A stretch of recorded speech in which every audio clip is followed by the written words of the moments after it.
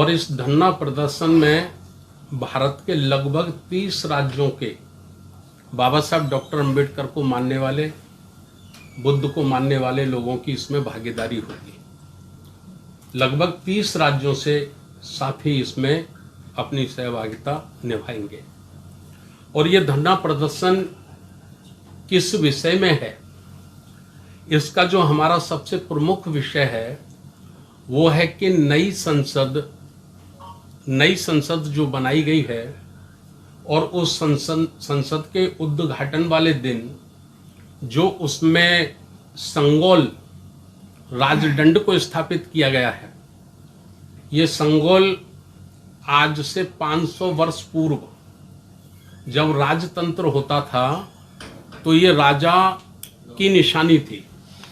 तमिलनाडु में एक छोटा सा एरिया है चोल, वहाँ चोल का जो राजा होता था उसके यहाँ ये परंपरा थी।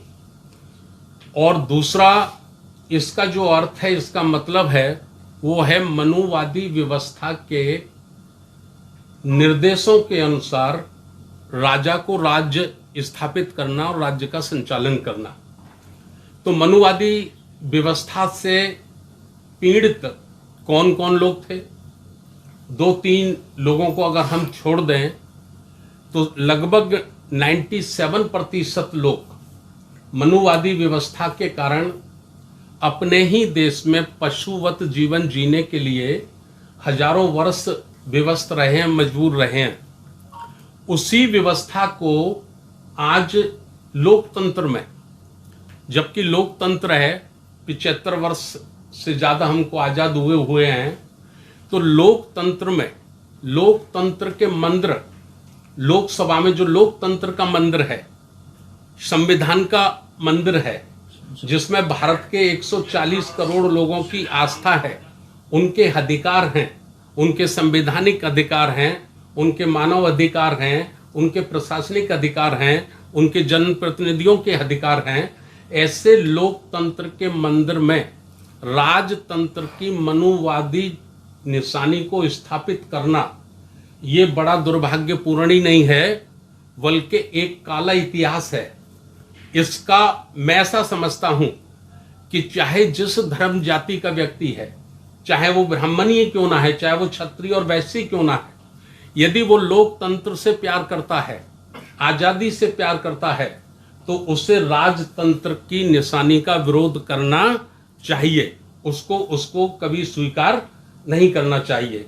तो हमने काफी समय तक ऐसा देखा कि शायद ये राजनीतिक व्यवस्था है, तो हमारे राजनेता जरूर इसके खिलाफ बोलेंगे और इसको बर्दाश्त नहीं करेंगे।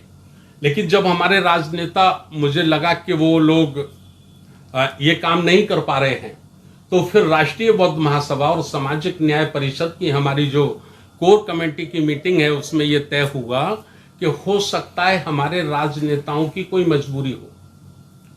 क्या मजबूरी हो सकती है? इनकम टैक्स हो सकता है, सीबीआई हो सकती है, ईडी हो सकती है, अनेक, आप देख ही रहे हैं आज भारत का माहौल के आपातकाल अघोषित रूप से इमरजेंसी भारत में लगी हुई है, तो हो सकता है उनकी मजबूरी हो।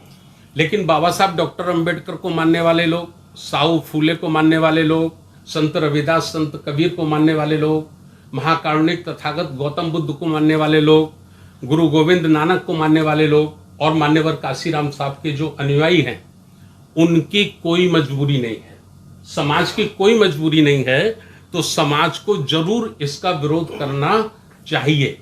तो हम प्रमुख रूप से, वैसे तो हमारी 9-10 मांगे हैं, लेकिन प्रमुख रूप से हमारी जो मांग है वो है कि संगोल को लोकतंत्र के मंदिर से हटाया जाए और उसको कहीं जहां आपकी आस्था श्रद्धा हो, अभी आप राम मंदिर बना रहे हैं अयोध्या में, तो उसको राम मंदिर में स्थापित कर दीजिए, हमारा कोई विरोध नहीं है। लेकिन लोकतंत्र के मंदिर में मनुवादी व्यवस्था का प्रतीक, राजतंत्र का प्रतीक नहीं होना चाहिए, इसका हमारा बहुत बड़ा विरोध है।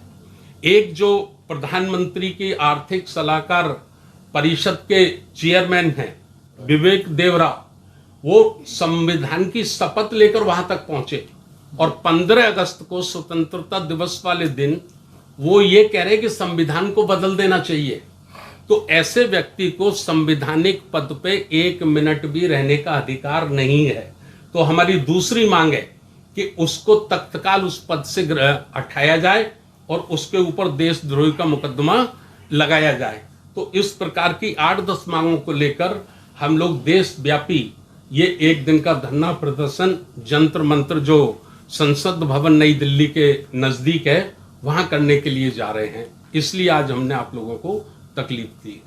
बौद्धों का पर्सनल कानून बनाया जाए, क्योंकि दूसरों का है, बौद्धों का नहीं है।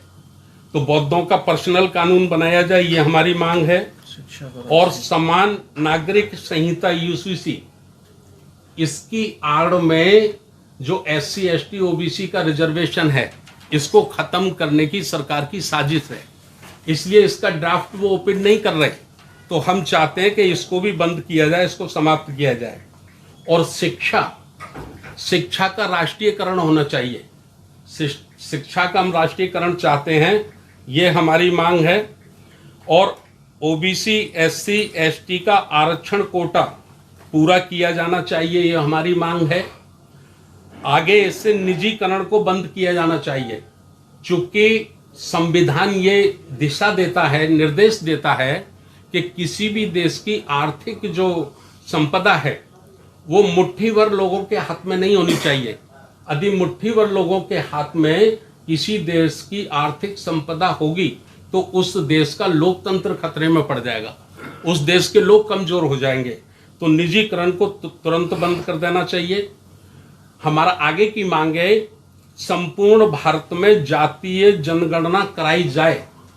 जातीय जनगणना कराने के बाद जिस जाति की जितनी संख्या भारी, उसकी उतनी हिस्सेदारी तय होनी चाहिए। तो ये हमारी इसमें मांगे जनगणना कराने की।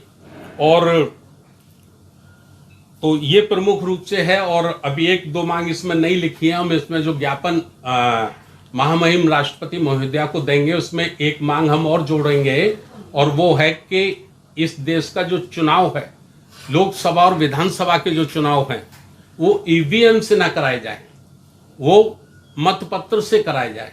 देखिए, किसी लोकतंत्र पे अगर किसी एक व्यक्ति को आशंका है कि यहाँ गड़बड़ होती है, यहाँ कोई हमारे साथ धोखा होता है, तो फिर वो, चाहे वो एक व्यक्ति की आशंका क्यों ना हो, सरकार की ये जिम्मेदारी बनती है कि वो उस एक व्यक्ति की आशंका का भी समाधान करे और निष्पक्ष चुनाव के लिए जैसा लोग चाहते हैं।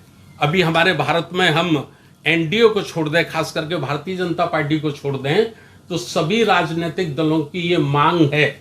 70% से ज्यादा लोग जिन्होंने वोट दिया है बीजेपी को छोड़कर दूसरे दलों को, वो 70% लोगों की ये मांग है कि EVM मशीन से, वोटिंग मशीन से चुनाव नहीं होना चाहिए, इसमें बेईमानी होती है। और हमारे देश के सुप्रीम कोर्ट ने भी आशंका ये व्यक्त की थी, ये आशंका उन्होंने भी व्यक्त की कि गड़बड़ी होने की संभावना है, गड़बड़ी होने की संभावना से इनकार नहीं किया जा सकता। और जिन देशों ने, जैसे इंग्लैंड ने ये EVM बनाई, जिन देशों ने, फॉरवर्ड देशों ने, विकसित देशों ने इसका आविष्कार किया, उन्होंने आज अपने देश में EVM को बंद कर दिया है। वहां मतपत्र से चुनाव होते हैं।